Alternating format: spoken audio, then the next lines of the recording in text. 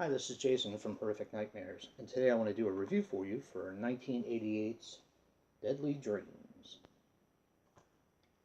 Deadly Dreams clocks in at 79 minutes and is directed by Christine Peterson, who also directed Critters 3.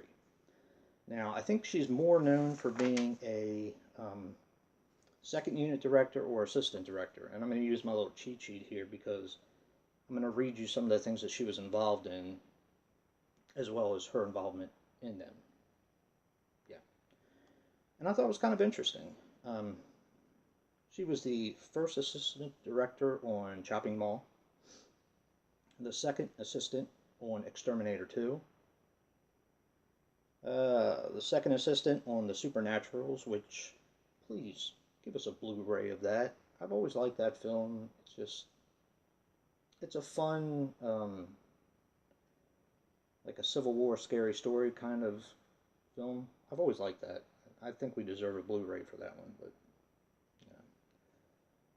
She was also the assistant director for Night Flyers, another great Stephen King adaptation. She was the first assistant on Nightmare on Elm Street 5, The Dream Child, I believe it is. So that's basically her career and what she's known for. Brief synopsis on the film. I don't want to say too much about this one because you guys will probably figure it out early like I did. And in a way, I think it spoils the film, but in a way, it doesn't, because they throw another monkey wrench into the works at the end. I'm not going to give that away either.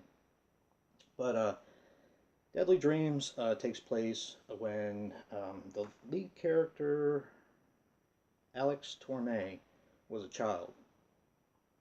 It's around Christmas time. You hear his father yelling and screaming at somebody on the phone. Next thing you know, a man dressed as a hunter with like a wolf mask on blows the family away. Fast forward, I would say like 10, 12 years later, and I believe he's in school. He's in school. Now, his best friend, Danny, is played by Tom Babs. He also wrote the film. I thought that was kind of interesting about the film. As far as the synopsis goes, I'm kind of going to leave it there. He does have a brother, played by Xander Berkeley, plays Jack Torme, his brother. And as I was watching this film, I kept saying, I know that guy. He looks so familiar. I mean, I have seen this movie before, but when it gets refreshed in your mind when you watch it again, I was like, I knew that guy. Turns out I looked him up. He was in movies like Air Force One and Terminator 2, but he also plays Gregory in The Walking Dead.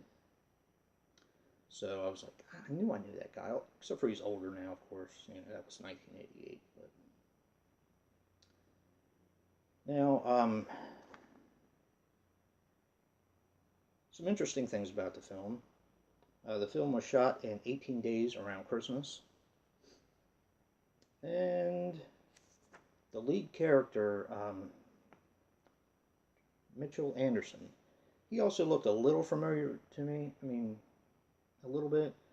He ended up playing Sean Brody, who gets eaten by a shark in the beginning of Jaws: The Revenge. So I was like, I knew that guy looked familiar. But, you know, it's fairly well acted. If you're looking for blood and gore, there's not a whole lot. There's not a huge body count.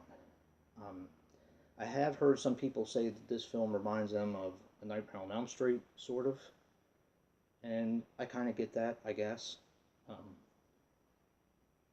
But I really enjoyed this film. Now, you may have seen me do an update for the Code Red movies that I have. This has a reversible cover. Now that's the one I showed. This is the one I showed right here in my update. I happen to like this one a little bit better. I don't know, it's just my taste. But, you know, if that rings a bell, that's kind of where it came from. As far as the movie goes, I'm going to give it a 7.5. This is the second time I've watched it, not since I've had it, but just in general. And I really, really enjoyed this film. As far as a slasher goes, I don't really consider it a slasher, I guess. Um, but you'd have to see it and kind of, make up your own mind about it. It kind of fits into many different categories. But about a 7.5. I think I'm going to stick with that. I did really enjoy this film. I can't recommend it to everybody. Like, if you love slashers, I don't know if you're going to like this as much. But, make up your own mind. Comment down below. I'd love to hear your thoughts. If you've seen this movie, if you want to see this movie, I'd love to hear, your thoughts on it. And if you like what you see, hit that like button and throw me a subscription. And until next time, guys,